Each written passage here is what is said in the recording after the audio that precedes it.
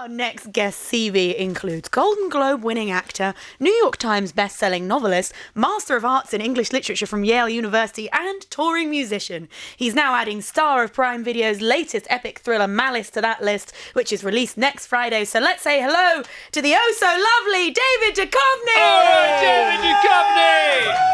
In the house. David, how are you, man? I'm great after that introduction. Yeah, I'm good. fantastic. And you're happy to jump behind a microphone now because you're a podcaster. I have been known to podcast. Tell us about your podcast. It's called Fail Better, and it's really what I wanted to do was kind of investigate notions of failure, especially with successful people who have gone through, many, many failures on their way. So it's just been kind of an education for me to release kind of shame around failure and to see failure not as like a building block to success, but more just like a good in itself, as a humbling, as a not a humiliation, but humility. Yeah, no, well, James Dyson talks about his vacuum cleaner because it was his which was the first big thing he did.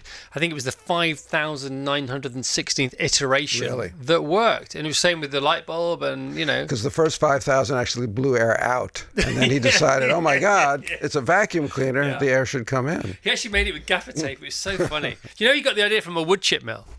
No. Yeah, so he gets back on and did some wood stuff, and the wood chip was being swirled down something, and he thought, "Oh, that's interesting." Yeah. And he made a smaller version of that with two funnels in his shed and became a billionaire. That's how it happens. We were talking about a potential billionaire this morning, Taylor Sheridan.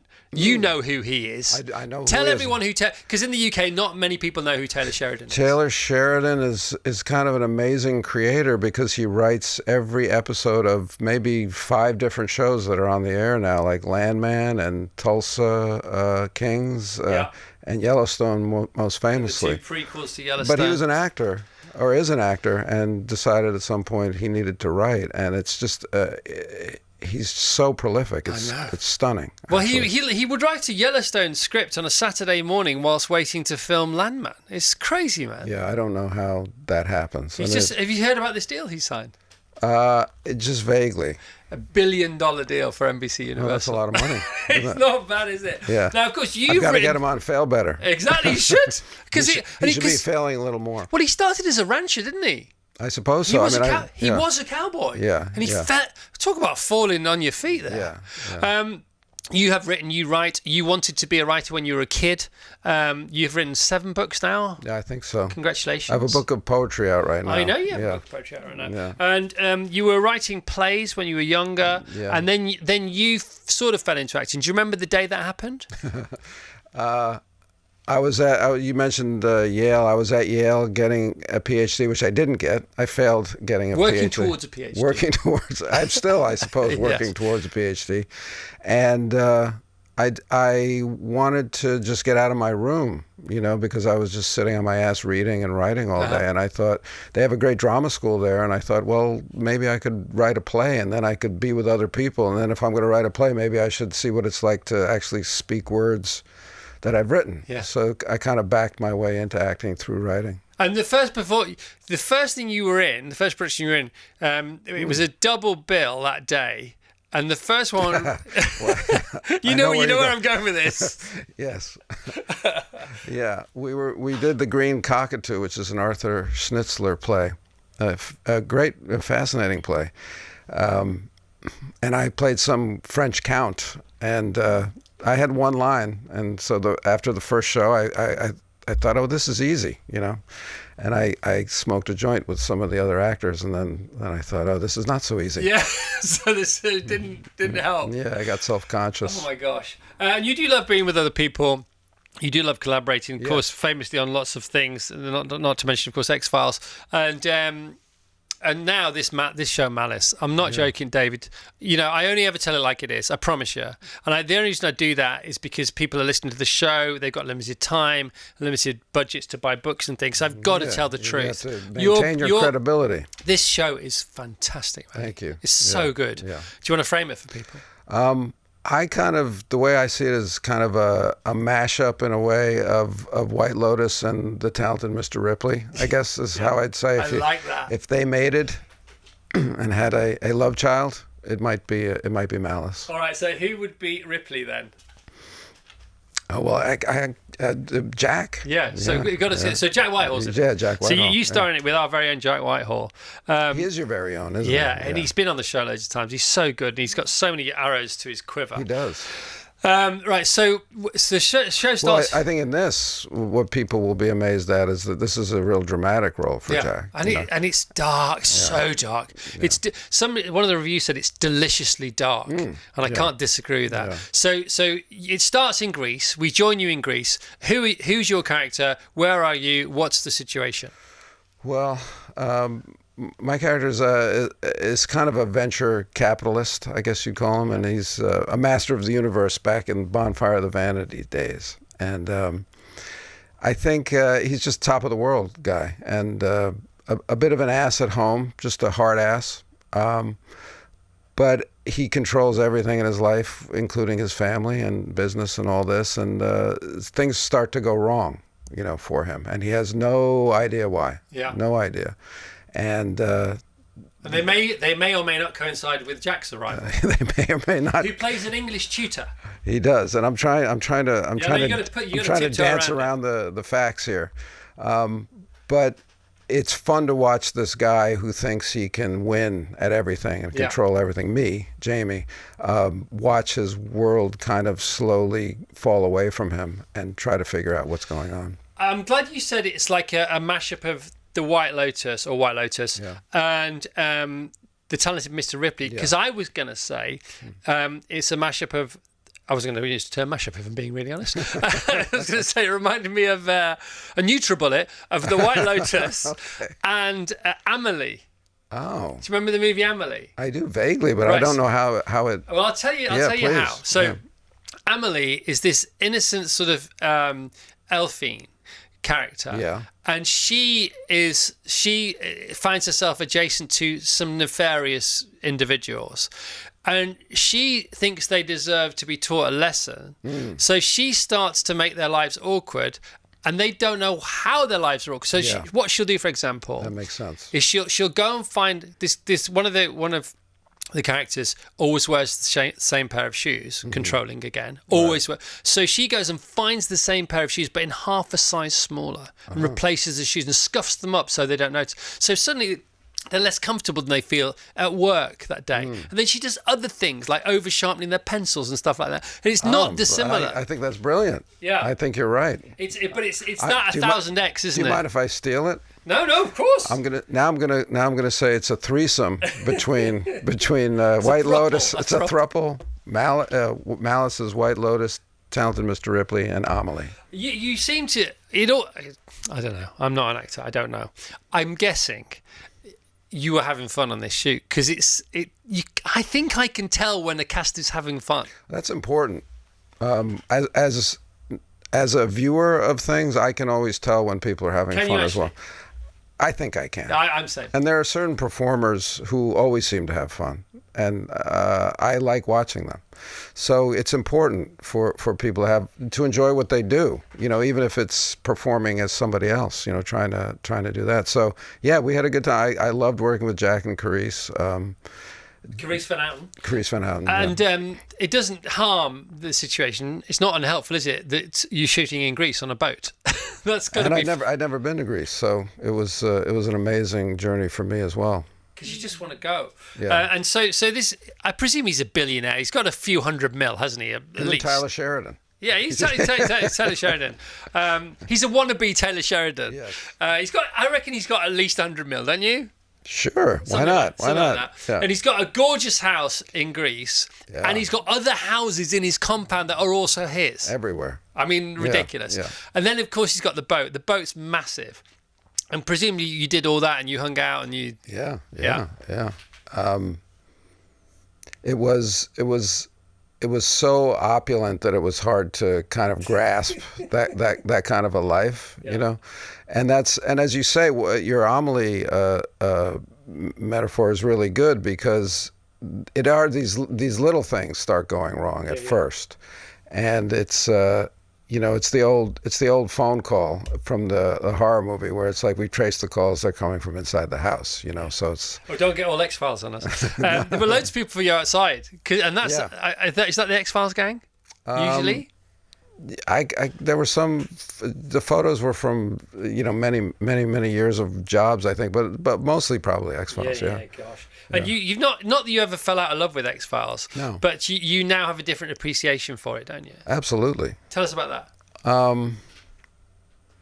I think it's just seeing that it's a generational type show that seems to go from parents to children to so now I've witnessed almost 35 years of this being out in the world, and I talk to people who, my father got me into this, and I've gotten my kids into this, and I'm like, well, stop before you tell me that your grandchildren are into this. Yeah. Because I don't know if I can handle that. But that's the kind of a thing that it is. It's almost like not an heirloom, but it's something that families kind of watch together in some odd way. Yeah, and it didn't go gangbusters. It didn't go global straight away, did it? But it definitely hit the ground running. And then it like 2.5/3 seasons in, it became this global phenomenon. Yeah. Before Netflix, before TV shows were really world famous, was it one of the first ones? Maybe. That's right. I would say probably, yeah. And also the internet was just kind of being born at that point too. So the walls were being broken down between America, American culture and the rest of the world. And you say one of the reasons you may have got the job on X-Files is because you saw yourself more as a film actor than a TV actor. Yeah. And that character called for a more nuanced, sort of more subtle performance. And that's how you went to your TV auditions like that anyway, because that's why I never got any jobs. Yeah, exactly. Yeah, I mean, it was my sense that I was going to, in a way, make the camera come to me in a way, and not. TV was just a little different at that time. It was just a little bigger, not just sitcom acting, but the slate of television was less. Now it's all kind of uniformly film acting, I think, because as television and movies have gotten more and more the same. Yeah, and all the better for it. Yeah. And is it true that, well, it has to be true, because that's the way it worked, that when you went to audition for a show like that, you'd already signed the 5-year deal that you probably wouldn't get? Oh no, shows very rarely go 5 years. Yeah, but you have to they have to know that they have you locked up in case the show does well. And for something like Malice, is that different? Is that different then? Because I don't know. Because I don't know what happens at the end of Malice, because I haven't seen it. Yeah. Can we get any more Malices? Will there be any? It's possible. Oh yes, it's possible. I'm already excited. I'm so excited about that. And again, like lots of actors, you did some TV adverts to pay the rent. Yeah. Where's this going to go? Yeah. No, well, just the Michelobs and things. No. Oh, Michelob, yeah. Like, where might it have gone, this conversation? No, I think that's where it was going to go. No, because I just think it sounds really glamorous doing a Michelob ad. I think it sounds really cool. Yeah. No? Well, I remember it was Lowenbrow. Oh, it was Lowenbrow. Lowenbrow. Oh, sorry. Which is, I don't know if they still make that beer. Yeah. Well, because I might have put them out of business. Yeah. And I just remember it was my first time on set, and the scenario was I was told, you're a student and you've run into an old professor at the bar and you're going to have a beer together. Right. And I think I was just very tight, and there was no dialogue. It was just like an image that they needed. And I remember I found these pretzels. And I tossed one up and caught it in my mouth, and the director was like, "Yes, that's good." And then I just kept doing it. I kept doing it because that was my crutch. And I just remember about an hour later, the director was like, "Okay, we got the pretzels. we got it. We got the pretzels." And you were almost of college age at the time, just maybe I was older than that. Yeah, a bit older. Yeah. But it's funny that you're playing a college student. Up against his professor, next to his professor, and you nearly became a professor. Yeah. How close did you come to becoming a professor? Well, ABD, all but dissertation. So I guess. So is that what it's known as, ABD? Yeah, it's not a very Latinate formulation, I guess if I'd finished my dissertation, I could then try to get a job at a university and get on tenure track, and that was actually my plan, because then I could write. During summer vacations, I thought I would write novels or something. And now you are? Now I do. How is that? Were you 5-6 novels in and a poetry book? Yeah. I love it. It's just a matter of coming up with the idea. There's I know the names of some of your books. There's one you can't say on the radio. No, you can't. You can say on a podcast, can't you? Yes, you can. Yeah. And is it true it's about baseball? Yeah. You could reverse spoonerize it, and then we could say it. But then if you get it wrong, then I'm definitely out of a job. So I couldn't. Thank you. And but it's about baseball. Yeah. And you wrote it as a screenplay first. That didn't get picked up, so you wrote it as a book. Could you say Bucky Flippendent? Congratulations, well done. Can you say that? You could. I could. See how I backed away from Yeah, thank you. I couldn't possibly comment. You couldn't say it. No, I'm not even going to go there. Okay. So it's a screenplay first, didn't work or didn't get sold. Made it. Then you wrote it as a book. Then it did get made. Yeah. Tell us about that. Well, I had written the screenplay. All the ideas that I have, they're usually like independent film ideas. They're not these big blockbuster. I haven't had that sci-fi idea yet. So they're tough to get made in whatever market. And so I wrote that screenplay, couldn't get it made, got close. And then I was like, I just love that story. I want to tell the story. I want to get it out. And I had written one novel. I was like, oh, well, I'll write it as a novel because I really wanted to just tell the story. Yeah. And I didn't. And in that sense, that was enough.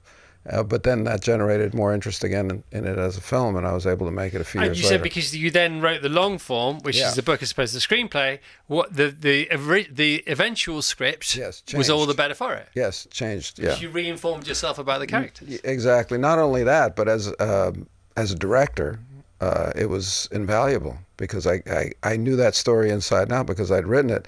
And then oddly what happened was I had taken so long to make this film. When I originally wrote it, I wrote the part of the son for myself. Right. And then you had to become the dad. I became the dad. No way! I became the dad like 2 months before shooting. That's so funny. I was still, because I looked at the people in my life and I said, seriously, I mean, look at me. Can I play this guy? Yeah. And it's just not right. It's kind of when Hamlet is like 45, it's like, why are you whining? You're too old to be whining. Yeah. Surrender. Surrender. So I was just like, okay. And then I'd never thought about the story from that point of view, except when I wrote. So that was invaluable again for me to play the father. What about mega television now? It's great, isn't it? I mean, I heard you talking to Jason Bateman. By the way, you and he together would be so good at something. He's wonderful. You're wonderful. You're both wonderful. Thank you. And you were talking about Black Rabbit that he's in, which I've seen and it's great. We watched it over the holidays because we've just come back off holiday, first day back today. This super telly, it's great, isn't it? Yeah, isn't it good for business? It's wonderful, and it's hard for me to explain. The difference in storytelling that you can do now, like it used to be just 2 hours or 25 hours of a season, and now you can. I would just, one of my favorite novels is called American Pastoral by Philip Roth. So that was made as a movie, but it's too big for 2 hours. And now you can tell it. If you can tell it in 8 hours, you can tell it in 10 hours. Aside from the amount of stuff out there, which is wonderful, you get to tell stories, these long form stories that were too big for movies and not big enough for 25 hours or whatever. Yeah. And it just sits right in this great pocket of like 6 to 8 episodes, like Malice. Yeah.